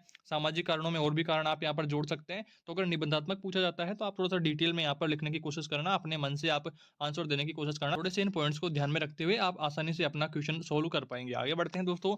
अगला आपके महत्वपूर्ण प्रश्न है, वंचित वर्ग के बालकों के लिए क्या क्या प्रयास होने चाहिए। तो पहला प्रयास है, अन्य बालकों की तरह ही समान अवसर व सुरक्षा उनको मिलना चाहिए। सभी को जो समान अधिकार वहां पर मिलने चाहिए। बालकों की आवश्यकताओं को समझते हुए काम में लेना चाहिए। और शिक्षा नीति में पाठ्यक्रम ऐसा बनाया जाए कि वंचित वर्ग के बालक भी समझ सकें। उसके बाद में चौथा पॉइंट है, प्रतिभाशाली बालकों को उन्हीं की आवश्यकता अनुसार पाठ्यक्रम मिलना चाहिए। और पांचवा पॉइंट है, गणित क्लब व प्रयोगशालाओं का निर्माण करना चाहिए। छठा है, वंचित वर्ग के लिए लाइब्रेरी आदि की सुविधा भी करवानी चाहिए। तो ये पॉइंट्स आपको ध्यान रखने हैं। आगे बढ़ते हैं दोस्तों। अगला आपकी महत्वपूर्ण प्रश्न है, भारत में विशेष आवश्यकता वाले बच्चों के संदर्भ में गणित शिक्षण की स्थिति का उल्लेख करते हुए आपको उपाय बताने हैं, अगर कुछ कमियां हैं तो उनके प्रति। और इसका आंसर आपको देना है, भारत में विशेष आवश्यकता वाले बच्चों की शिक्षा को ठीक से समझा नहीं गया है। अगर कक्षा में आंशिक अक्षम बच्चे होते हैं तो बच्चों को ध्यान में रखते हुए बहुत कम यहाँ पर काम किया जाता है। अब देखिए, एक दो अक्षम बच्चे होते हैं तो टीचर उनको पढ़ाने के योग्य नहीं रहता है। अब अंधे बच्चे हैं तो उनको कैसे पढ़ाएगा। अगर सुन नहीं पा रहे हैं तो उनको देख देख करके समझना होगा। अगर नहीं समझ पा रहा है तो टीचर उसको समझाने के लिए विशेष शिक्षकों की आवश्यकता जो होती है। उस टाइप के स्कूल भी हमारे यहाँ पर नहीं है, इंडिया में बहुत कम है। तो वो यहाँ पर उन पर ध्यान नहीं दिया जा रहा है। तो ये यहाँ पर बताया गया है। और उसमें देखिए आगे, और ऐसे बच्चे यहाँ पर कमजोर रह जाते हैं, जबकि भारत में सभी वर्गों को समान अधिकार प्राप्त है। तो इनके लिए भी अलग स्कूल यहाँ पर बनने चाहिए, विशेष आवश्यकता वाले बच्चों के लिए। तो ये यहाँ पर कहा गया है। अगर आप में देखिए कमियां आपको पूछता है तो आपको उपाय बताने हैं कि समान व्यवहार सभी बच्चों के साथ में किया जाना चाहिए। जितना आप नॉर्मल बच्चों को ठीक तरीके से पढ़ा रहे हैं, तो आपको जो विशेष आवश्यकता वाले बच्चे हैं, जो देख नहीं सकते, जो सुन नहीं सकते, तो उनको भी आपको उसी टाइप से, उसी माध्यम से आपको उन्हीं के लेवल में पढ़ाना है। और उसके बाद में उचित शिक्षण सामग्री उनके पास होनी चाहिए। यानी कि अगर वो देख नहीं पा रहा है तो वो पढ़ेगा कैसे। तो उसके लिए अलग ब्रेल लिपि, नेत्रहीनों के लिए जो ब्रेल लिपि जो शिक्षण सामग्री है वो उनको उपलब्ध करवानी चाहिए। और जो सुन नहीं सकता है तो उसके लिए फिर चित्रों के माध्यम से समझाया जाना चाहिए। तो इस तरह की यहाँ पर कार्य प्रणाली जो शिक्षक सामग्रियां हैं उनको प्रस्तुत करवाना चाहिए। और उसमें देखिए आगे सहयोग व मार्गदर्शन उनको ठीक देना चाहिए, ताकि आपकी कोई भी दिक्कत ना रहे। अक्षम जो बच्चे हैं, जो विशेष आवश्यकता वाले बच्चे हैं, उनको भी ठीक यहाँ पर शिक्षा मिल सके। इस तरह से आपको इसका आंसर देना है। अगर निबंधात्मक पूछे तो आपको अपने मन से जोड़ते हुए बड़ा सारा आंसर यहाँ पर कर देना है। इसके बाद में दोस्तों आगे बढ़ते हैं। कुछ पॉइंट्स आपको इस यूनिट में ध्यान रखने हैं। पहला देखिए, आपके जॉन डीवी ने शिक्षा को त्रिमुखी प्रक्रिया बताया है, जिसमें अध्यापक, छात्र और पाठ्यक्रम तीनों शामिल होते हैं। और ये त्रिमुखी प्रक्रिया इस तरह से रहती है। उसके बाद में आपको ध्यान रखना है जेंडर और गणित शिक्षा। देखिए, जेंडर में आप लड़के लड़कियों का उदाहरण ले सकते हैं कि लड़कों को पढ़ने के लिए कहा जाता है और लड़कियों को कुछ क्लास पढ़ा करके ही रोक लिया जाता है। कई जगह पर तो लड़कियों को बिल्कुल भी नहीं पढ़ाते हैं। तो वो आपको यहाँ पर जेंडर में और गणित में, यहाँ पर शिक्षा में आपको यहाँ पर संबंध बताते हुए आप आंसर लिख पाएंगे। जेंडर में किस तरह से भेदभाव यहाँ पर रहता है, और गणित शिक्षण यहाँ पर देखिए कमजोर वर्ग नहीं पढ़ पाता है। तो ये सब जानकारी दोस्तों आपको ऑलरेडी पता है। और अगर आपको ऐसा क्वेश्चन पूछा जाता है तो आप आसानी से उसका आंसर दे पाएंगे। इसीलिए दोस्तों सिर्फ हमने यहाँ पर एक पॉइंट के माध्यम से ही इसकी बात करी है। और उसके बाद में एनसीएफ 2005 आपके इस यूनिट में क्वेश्चन पूछे जाएंगे। तो इसका दोस्तों हमने डेडिकेटेड एक अलग से वीडियो बना रखा है, जिसका लिंक मैं आपको डिस्क्रिप्शन में प्रोवाइड करवा दूंगा। आप वहां से एनसीएफ 2005 के बारे में कंप्लीट जानकारी ले पाएंगे। एनसीएफ 2005 दोस्तों आपको जरूर से याद करना है। इसका प्रवक्ता कौन है और जो बाकी जो यशपाल समिति वगैरह के बारे में भी आपको जानकारी लेनी है, तो उस वीडियो में कंप्लीट डिटेल में मैंने बता रखा है। आप डिस्क्रिप्शन से जाकर के वो वीडियो जरूर से देखना। आपके देखिए काफी सारे सब्जेक्टों में एनसीएफ 2005 पूछा जाता है, तो आपको जरूर से याद कर लेना है। नेशनल कैरिकुलम फ्रेमवर्क इसकी फुल फॉर्म होती है। तो ये आपको यहाँ पर ध्यान रखना है। तो ये इस तरह से हमने चौथा यूनिट कुछ महत्वपूर्ण बिंदुओं के साथ में कंप्लीट डिस्कशन कर लिया है। और अब हम इसके बाद में बात करते हैं गणित का लास्ट यूनिट, यूनिट नंबर 5 के बारे में, जिसका नाम है पाठ्यचर्या तथा मूल्यांकन। मूल्यांकन के बारे में कुछ टॉपिक्स हैं जिसमें एनसीएफ वाला टॉपिक भी इंपॉर्टेंट है। उसको लेकर मैंने आपको अभी बता ही दिया है कि डिस्क्रिप्शन में आपको लिंक मिल जाएगा, अलग से एनसीएफ का वीडियो बनाया हुआ है। उसके कुछ पॉइंट्स जरूर से याद कर लेना, कब लागू हुआ, किसने लागू किया, किस समिति के अंडर में था। तो कुछ कुछ बिंदु आप उसके बारे में देख लीजिएगा, जो प्रश्न आता है तो फिर वो गलत आपका ना हो, तो उसके लिए आपको उसको देख लेना है। और इसके बाद में अब इस यूनिट में बात करते हैं पाठ्यचर्या तथा मूल्यांकन के बारे में। यूनिट आपका 10 नंबर का है और 10 नंबर के लिए कौन कौन से टॉपिक्स आपको पढ़ने हैं, कौन से टॉपिक्स आपको याद करने हैं, आइए उनके बारे में डिस्कशन करते हैं। पहला इंपॉर्टेंट हम बात करते हैं मूल्यांकन को लेकर के। मूल्यांकन वह प्रक्रिया है जो बच्चे के सीखने सिखाने की प्रक्रिया के साथ साथ निरंतर चलती रहती है और बच्चे को जो सीखा है उसकी जांच होती रहती है कि बच्चे ने कितना सीख लिया है और कितना उसमें से जान लिया है, समझ लिया है। और यहाँ पर देखिए, आपको एक बात और ध्यान रखनी है कि मूल्यांकन केवल लिखित व मौखिक ही ना हो, बल्कि अवलोकन, प्रोफाइल, चेकलिस्ट, शिक्षक अनुभव डायरी, प्रोजेक्ट कार्य, बच्चों की टिप्पणी व अनुभव, अभिभावकों की टिप्पणियां व सुझाव आदि को इसमें शामिल किया जा सकता है। आपने एक बात नोटिस करी होगी कि 4-5 साल पहले तक सिर्फ इंग्लिश मीडियम स्कूलों में ही आपके प्रोफाइल वगैरह बनाई जाती थी, जो स्टूडेंट डायरी होती है वो कैरी करवाते थे और अभिभावकों से टिप्पणियां भी ली जाती थी, उनके सुझाव भी लिए जाते थे। बट कोविड के बाद से सभी गवर्नमेंट स्कूलों में, प्राइवेट स्कूलों में भी काफ़ी सुधार यहाँ पर होने लगा है और अब धीरे-धीरे दोस्तों सभी में यहाँ पर शिक्षक अनुभव डायरिया बनाई जाती है, प्रोजेक्ट कार्य करवाए जाते हैं, बच्चों की टिप्पणियाँ और उनके अनुभव भी लिए जाते हैं। साथ में अभिभावकों की सुझाव, टिप्पणियाँ उनकी भी ली जाती है और धीरे-धीरे शिक्षा के मॉडल में काफ़ी सुधार आ रहा है। और यहाँ पर दोस्तों एक शब्द आपको समझ नहीं आ रहा होगा, चेकलिस्ट क्या है? तो देखिए, चेकलिस्ट के बारे में जानते हैं थोड़ा। चेकलिस्ट बालक का खास व्यवहार या क्रिया के बारे में सुव्यवस्थित दर्ज सूचनाओं का प्रपत्र होता है, जिसे चेकलिस्ट कहा जाता है। ये आपको ध्यान रखना है, इंपॉर्टेंट है, 1 नंबर का पूछा जा सकता है। आगे बढ़ते हैं। इसके बाद में दोस्तों आपको ध्यान रखना है प्राथमिक कक्षाओं में मूल्यांकन के क्या उद्देश्य रहते हैं। तो इसमें देखिए, आपका पहला पॉइंट होगा बालक में आत्मविश्वास, आत्मसम्मान का भाव जागृत करना। अगर बच्चा बोलने की जो उसकी जो प्रवृत्ति है वो अगर विकसित होती है, तो उसमें आत्मसम्मान, आत्मविश्वास अगर आता है कि हाँ, मुझे ये कर सकता हूँ, मैं ये कर सकने में सक्षम हूँ। उसके बाद में सेकंड है व्यक्तिगत ज़रूरतों को पहचानना। उसके बाद में अगला है बालक के अर्थपूर्ण ज्ञानार्जन की पहचान करना। चौथा पॉइंट है सीखने की प्रक्रिया, रुचि व कठिनाइयों को पहचानना। उसके बाद में पांचवा पॉइंट है अभिभावकों को बालक की शैक्षणिक उपलब्धि के बारे में अवगत करवाना। छठा पॉइंट है बालक में शिक्षण प्रशिक्षण विधि को बेहतर करना। ये सारे पॉइंट्स आपको प्राथमिक कक्षाओं में मूल्यांकन के उद्देश्यों के अंतर्गत ध्यान में रखना है। उसके बाद में दोस्तों अगला आपके प्रश्न आता है सीखने सिखाने की प्रक्रिया में मूल्यांकन के क्या उद्देश्य रहते हैं। तो उसमें आपको फर्स्ट पॉइंट है सीखने की प्रक्रिया की पहचान करना और उचित मार्गदर्शन देना कि किस तरह से बच्चा सीख पा रहा है, सीखने का लेवल क्या है, तो उसी के अनुसार उसको मार्गदर्शन प्रदान करना। उसके बाद में अगला है व्यवहारगत पक्षों के विकास परिवर्तन की जांच करना। उसके बाद में थर्ड पॉइंट है निदानात्मक परीक्षण व उपचारात्मक शिक्षण कार्यक्रम तैयार करना। चौथा पॉइंट है बालकों के सामाजिक व व्यक्तिगत आवश्यकताओं की पूर्ति करना। पांचवा पॉइंट है अधिगम में कठिनाइयों की पहचान करना। छठा पॉइंट है शिक्षण के नवाचार की खोज करना। और सातवां पॉइंट है बच्चों के दुर्बल पक्ष व सबल पक्ष की पहचान करके उनका निराकरण करना। अगर कुछ कमियां बच्चों में हैं तो उनका सुधार करवाना। तो ये आपको पॉइंट सारे ध्यान रखने हैं। उसके बाद में दोस्तों अगर आपको गणित की सोच के बारे में, गणितीकरण के बारे में पूछता है, तो आपको एक लाइन ध्यान रखनी है कि दुनिया के बारे में गणितीय भाषा में सोचना, समझना व संप्रेषण करना। गणितीय सोच एक तार्किक सोच है, यह समस्या हल करने का रास्ता सुझाती है। इसके बाद में दोस्तों आगे बढ़ते हैं। अगला आपके महत्वपूर्ण प्रश्न होने वाला है एनसीएफ 2005 का। अगर इसकी फुल फॉर्म के बारे में प्रश्न आ सकता है, तो देखिए फुल फॉर्म होती है नेशनल करिकुलम फ्रेमवर्क 2005, हिंदी में राष्ट्रीय पाठ्यचर्या रूपरेखा 2005। इसमें दोस्तों शिक्षा बिना बोझ के ऊपर बल दिया गया है और आपके प्रोफेसर यशपाल ने ये समिति है। इसके बारे में दोस्तों हमने डेडिकेटेड एक कंप्लीट वीडियो बना रखा है, जिसका लिंक मैं डिस्क्रिप्शन में डाल दूंगा। कंप्लीट एनसीएफ दोस्तों आपको जरूर से वो वीडियो देख लेना है। आपके दोस्तों लगभग सभी सब्जेक्टों में ये एनसीएफ 2005 वाला प्रश्न आपको देखने को मिलेगा, तो आपको एनसीएफ 2005 कंप्लीट याद कर लेना है। उसके बाद में दोस्तों आपको इसके उद्देश्य के ऊपर थोड़ी सी चर्चा कर लेते हैं शॉर्ट में। तो पहला उद्देश्य आपको ध्यान रखना है शिक्षा को बाह्य वातावरण से जोड़ना। दूसरा है पाठ्यक्रम का बोझ कम करना। तीसरा है बाल केंद्रित शिक्षा। चौथा पॉइंट है राष्ट्रीय मूल्यों को स्थापित करना। पांचवा पॉइंट है छात्रों का सर्वांगीण विकास करना। तो ये पॉइंट्स कुछ ध्यान में रखने हैं। उसके बाद में दोस्तों आगे बढ़ते हैं। अगला आपके महत्वपूर्ण प्रश्न है सतत एवं व्यापक मूल्यांकन यानी कि सीसीई। और इसके बारे में भी दोस्तों अगर आपको फुल फॉर्म का प्रश्न पूछता है, तो कंटिन्यूअस एंड कॉम्प्रिहेंसिव इवेल्युएशन, ये इसकी फुल फॉर्म होगी। आपको इसमें लिखना है परिभाषा अगर आपको पूछी जाती है या फिर डिटेल में आपको संक्षिप्त में इसके बारे में पूछता है कि सीसीई क्या है, बताइए संक्षेप में। तो इसमें आपको लिखना होगा वर्तमान मूल्यांकन व्यवस्था में बालक के सर्वांगीण विकास को ध्यान में रखते हुए उसके लिए सतत समग्र मूल्यांकन को अपनाया जाता है, जिसमें बालक के लिए नई व्यवस्था में सीखना व परीक्षा के साथ-साथ चलने में परीक्षा का भय नहीं रहता है। अगर आपका टाइम टू टाइम मूल्यांकन होता रहता है, टाइम टू टाइम आपके टेस्ट वगैरह से आपकी कितना आपने सीखा है, उसकी जाँच होती रहती है, तो फिर डर नहीं रहता है कि परीक्षा आने वाली है। बल्कि उत्तम विकास की दिशा में वो अधिगम होता रहता है। आप टाइम टू टाइम सीखते रहते हैं, क्या कमियाँ हैं, उनको टाइम टू टाइम दूर करते रहते हैं। एक साथ अगर आपका मूल्यांकन होता है, अभी देखिए आपकी परीक्षाओं को लेकर के 1 साल से कुछ नहीं हुआ और अब लास्ट टाइम में आपकी एक साथ परीक्षा करवा रहे हैं, तो काफ़ी डर बना हुआ है कि क्या होगा, कैसे कुछ अटेम्प्ट कर पाएँगे? तो ये इसमें बताया गया है कि अगर आपका सतत और व्यापक मूल्यांकन अगर रहता है, तो बच्चे में डर नहीं रहता है। एक मोटिवेट तरीके से बच्चा कार्य करता है कि मुझे इतना तो आता है और ये मुझे नहीं आता है, तो ये मुझे इस तरह से सीखना है, तो वो उस पे काम करता है। सतत एवं व्यापक मूल्यांकन में कक्षा प्रक्रिया के साथ-साथ मूल्यांकन में भी सततता का प्रयास किया जाता है। साथ ही व्यापक रूप से कौशल, भावात्मक और क्रियात्मक पक्ष को भी शामिल किया गया है, अर्थात सीसीई में बालक के निरंतर सभी पक्षों की जांच की जाती है। इस तरह से आपको ध्यान रखना है।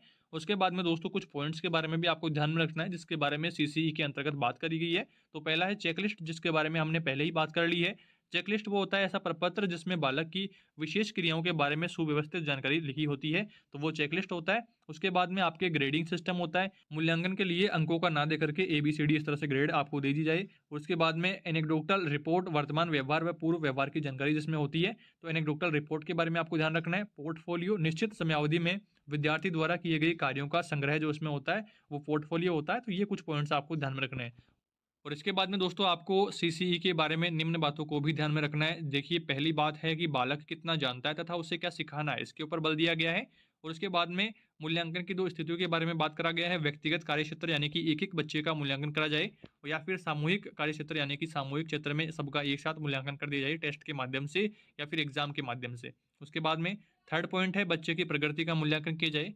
चौथा पॉइंट है बच्चे द्वारा सीखे गए कार्य को पोर्टफोलियो फाइल में संकलित करते हैं। और पाँचवाँ पॉइंट है बच्चे को अभिव्यक्ति का पर्याप्त अवसर मिलना चाहिए। उसके बाद में छठा पॉइंट है मूल्यांकन नियत व निरंतर करना चाहिए। और सातवाँ पॉइंट है समय-समय पर अभिभावकों को बालक की प्रगति भी बताना चाहिए कि बच्चा आपका कितना पढ़ रहा है, कितना उसे आता है, कितने सीखने की उसे ज़रूरत है। तो वो सब बताना चाहिए कि बच्चा घर पे पढ़ता है या नहीं पढ़ता है, तो वो सारी जो कन्वर्सेशन होती है, तो वो ज़रूरी होती है। उसके बाद में 8वाँ पॉइंट है बच्चों को समूह या उपसमूह हेतु पाक्षिक योजना बनाना, यानी कि 15-15 दिन में टेस्ट होने या फिर महीने में टेस्ट होना। तो ये अगर रणनीति रहती है तो बच्चे का सतत और व्यापक मूल्यांकन रहता है, बच्चा निरंतर सीखता रहता है और अपनी कमियों को दूर करता रहता है। उसके बाद में दोस्तों आगे बढ़ते हैं। अगला आपका महत्वपूर्ण टॉपिक होने वाला है आरटीई 2009 में गणित शिक्षण के उद्देश्य क्या-क्या रहे हैं। तो देखिए, पहला आपके 6 से 14 वर्ष के बालकों को शिक्षा सुनिश्चित करवाना, और कक्षा 1 से 8 तक के बालकों को निःशुल्क गुणवत्तापूर्ण शिक्षा देना। और तीसरा पॉइंट है बाल केंद्रित शिक्षा। और चौथा पॉइंट है भयमुक्त शिक्षा प्रणाली। पाँचवाँ पॉइंट है स्वतंत्र अभिव्यक्ति के अवसर दिए गए हैं। छठा पॉइंट है बालक का सर्वांगीण विकास इसमें हुआ है। और सातवां पॉइंट है प्राथमिक शिक्षा का सार्वभौमिकरण करना। आठवां पॉइंट है सीसीई को लागू करना। तो ये सारे पॉइंट्स भी आपको आरटी 2009 के अंतर्गत ध्यान रखने हैं कि गणित शिक्षण के क्या उद्देश्य हैं, तो वो आपको बताने हैं। उसके बाद में दोस्तों गणित शिक्षण के लक्ष्य क्या है, इसके ऊपर भी प्रश्न आ सकता है। पहला पॉइंट है अवसर उपलब्ध कराने पर जोर देना, विद्यार्थी सहज और स्वाभाविक रूप से प्रश्नों का जवाब देना आना चाहिए। और दूसरा पॉइंट है गणितीय अवधारणाओं को वास्तविक जीवन की परिस्थितियों में उपयोग करना, गणितीय मनोवृत्ति का विकास करना, मूल्यांकन करना, अध्यापकों को गणितीय संसाधनों में समृद्ध बनाना। तो ये सारे गणित के लक्ष्य रहते हैं, ये आपको ध्यान रखना है। उसके बाद में दोस्तों आगे बढ़ते हैं। अगला आपके महत्वपूर्ण टॉपिक है एनसीएफ 2005 के अनुसार प्राथमिक कक्षाओं में गणित शिक्षण के क्या उद्देश्य रहते हैं। तो इसमें देखिए, पहला पॉइंट आपको ध्यान रखना है कि सभी बच्चे आनंददायी व सार्थक गणित सीख सकें, और उसमें गणितीय सोच तथा मनोवृत्ति अर्थात सोच का गणितीकरण पर बल देना होता है। उसके बाद में सेकंड पॉइंट है प्राथमिक स्तर पर गणितीय शिक्षण गणितीय खेल, पहेलियों, कहानियों तथा मनोरंजक क्रियाकलापों के माध्यम से होना चाहिए। उसके बाद में थर्ड पॉइंट है बालक के मन में गणित के प्रति सकारात्मक लगाव एवं रुझान उत्पन्न करना इसका मुख्य उद्देश्य रहता है। उसके बाद में बालक यांत्रिक रूप से गणित न सीखे, रट कर के ना सीखे, बिल्कुल समझते हुए पर्यावरण से जोड़ते हुए सीखे, ताकि उसको लाइफ लॉन्ग वह उसके जीवन में काम आए गणित सीखना। उसके बाद में पांचवा पॉइंट है अर्थपूर्ण प्रश्न पूछने देना चाहिए और गणित के प्रति रुचि उत्पन्न करना चाहिए, ये भी मुख्य पॉइंट है। उसके बाद में छठा पॉइंट है गणित के बुनियादी ढांचे को समझाना। तो ये सारे पॉइंट्स दोस्तों आपको ध्यान में रखना है। इस तरह से आपने देखा कि मात्र 1 घंटे में हमने कंप्लीट मैथमेटिक्स का रिवीजन कर लिया है। सभी महत्वपूर्ण बिंदुओं को लेकर के चर्चा कर ली है, जिनसे एग्ज़ाम में प्रश्न पूछे जाने की संभावनाएँ काफ़ी ज़्यादा हैं। आप जब पिछले सालों के पेपर उठा करके देखेंगे, मॉडल पेपर का वीडियो भी हमने चैनल पर डाल रखा है, उसका लिंक मैं आपको डिस्क्रिप्शन में दे दूँगा। उस वीडियो को देख लीजिएगा, किस तरह का जो पेपर है आपके एग्ज़ाम में पूछा जाता है। पिछले 4-5 सालों के पेपर्स को मेंशन करते हुए वो पेपर हमने तैयार करा है मॉडल पेपर। उसमें आप देखेंगे तो आपको पता लगेगा कि कौन से टॉपिक्स आपके लिए इंपॉर्टेंट है। उन्हीं सबको मेंशन करते हुए हमने कंप्लीट नोट्स पीडीएफ तैयार करी है, जिसको लेकर के हमने कंप्लीट इस वीडियो में डिस्कशन कर लिया है। आई होप आपको ठीक तरीके से सारे बिंदु समझ में आ गए हैं। फिर भी किसी टॉपिक को लेकर के कोई भी डाउट रहता है, कोई भी समस्या रहती है तो कमेंट करके ज़रूर बताइए। चैनल पर नए हैं तो सब्सक्राइब कर लीजिए इसी तरह के इंपॉर्टेंट वीडियोज़ के लिए। किसी टॉपिक में अगर आपको दिक्कत आती है और आप चाहते हैं कि हम उसके लिए आपके लिए अलग वीडियो लेकर के आएँ, तो वो भी आप कमेंट कर सकते हैं। अब देखिए, एक-एक दिन का टाइम आपको एग्ज़ाम में के लिए मिल रहा है, एक दिन से भी कम का टाइम मिल रहा है, तो इसमें आपकी परीक्षा साथ-साथ मेरी भी परीक्षा के यहाँ पर स्वरूप ही है। मुझे भी काफ़ी ज़्यादा मेहनत करनी पड़ रही है फ़िलहाल, तो ऐसे में मुश्किल होता है कि आपके लिए हर एक टॉपिक पे वीडियो लाएँ। जिस तरह से वीडियोज़ आपके लिए आ रहे हैं, पहले से भी काफ़ी इंपॉर्टेंट वीडियोज़ चैनल पर डाले हुए हैं। प्लेलिस्ट में जाकर के उनको देख कर के अपनी एग्ज़ाम तैयारी करिएगा। कोई डाउट रहता है तो आप मेरे से मैसेज करके पूछ लीजिएगा। आपकी परीक्षाओं में अगर दोस्तों थोड़ा-सा गैप होता, 2-2 4-4 दिन का भी गैप होता, तो हम एक-एक यूनिट को डिटेल में समझते और हर एक बिंदु को समझते हुए याद करने की कोशिश करते और समझ-समझ करके हम अपनी पढ़ाई जो जिस तरह से हम करते हैं, पूरे साल नहीं पढ़ा बट इस टाइम हम अच्छे तरीके से उसको समझने की कोशिश करते। बट फ़िलहाल आपकी डेली जो एग्ज़ाम हो रही है, उसमें हमारा मेन टारगेट है आपका पेपर पास करना और सिर्फ़ उन चुनिंदा प्रश्नों को, उन चुनिंदा टॉपिक्स को याद करना, जिनसे आपका पेपर पास हो जाए, उस बारे में हम बात कर रहे हैं। तो इस वीडियो में दोस्तों हमने सभी महत्वपूर्ण बिंदुओं को लेकर के बात करी है।